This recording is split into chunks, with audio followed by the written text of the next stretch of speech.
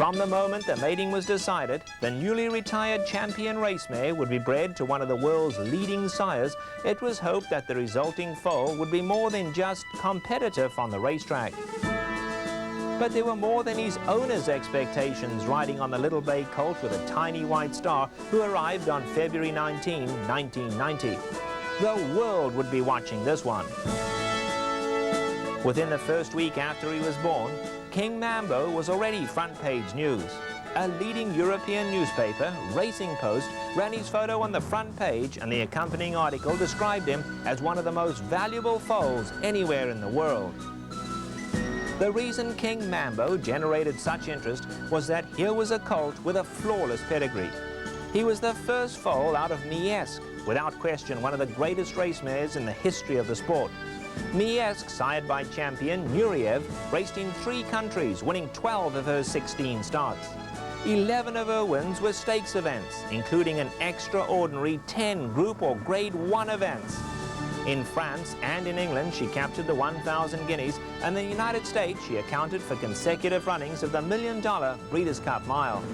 For these accomplishments, Miesk was awarded 9 separate championships. Kingmambo's sire was the brilliant speedster, Mr. Prospector, currently 3rd on the list of all-time leading sires as stakes winners, with more than 130 to his credit. Raced by Stavros Niarchos and bred by his Flaxman Holdings, Kingmambo won his 2nd time out, a 6-furlong event at Maison Lafitte, and then proceeded to place 2nd in 3 group races, including the Group 1 Prix de Salamar, where he led most of the way to finish just behind Zaphonic, a colt who would complete his first season undefeated and high-weighted on the international handicap.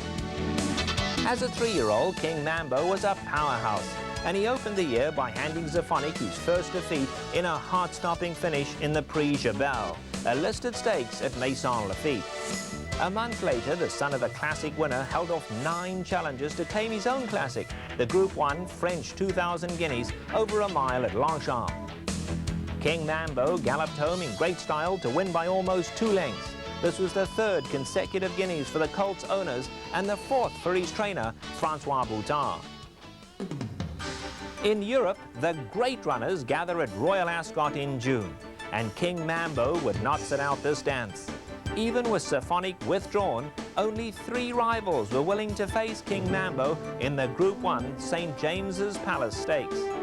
The trio managed to block the Niarchos colt in, and it took some fancy footwork for Kingmambo to find racing room.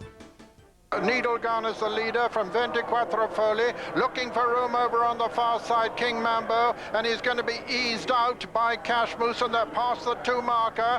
Needle Gun from 24 Foley on the right of the picture, and still looking for room is Kingmambo. Kingmambo, a slight collision there with Wolf, but quickening now, and Kingmambo quickens now as they race inside the final furlong. Kingmambo on the near side, Needle Gun on the far side. Kingmambo takes it up and is going to win it, and as they come to the line, Kingmambo wins the St. James's Palace Stakes. Needle Gun is 2nd, 24 Foley is 3rd, and 4th is Wolf. With this win, Kingmambo became the first French-trained runner to account for the race in 33 years. In August, 8 runners lined up for the prestigious Group 1 Prix Jacques Le Marois, which was sponsored by the Niarchos family's French breeding farm, Hara de Frenay-La Bouffard. Kingmambo, who lost both front shoes, was 3rd by less than a length to suffer his first loss of the year. So inside the final quarter mile, Kingmambo pressed on the outside by Sayedati. Kingmambo and Sayedati as they race inside the final furlong. Here comes Ski Paradise, the grey, with a strong run between horses, but Sayedati has the edge, racing up towards the line. Sayedati's going to let at the post. Sayedati just the winner from Ski Paradise and Kingmambo and Elizabeth Bay.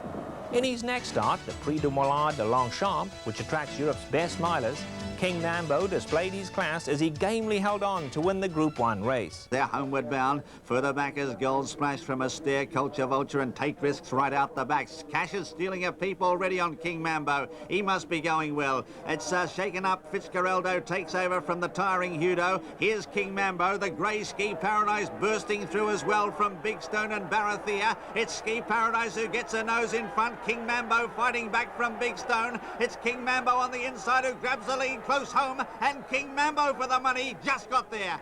In his final start, the renowned Group 1 Queen Elizabeth II Stakes over a mile at Ascot, Kingmambo was taken wide on the turn and was unable to make up ground to record a third to top milers Big Stone and Barathea. In December, it was announced that Kingmambo would enter stud in 1994 at Lane's End. His pedigree and his achievements as a top European miler placed him among the world's leading young stallion prospects. From his birth through his racing career, Kingmambo justified his status as one of the world's most valuable thoroughbreds.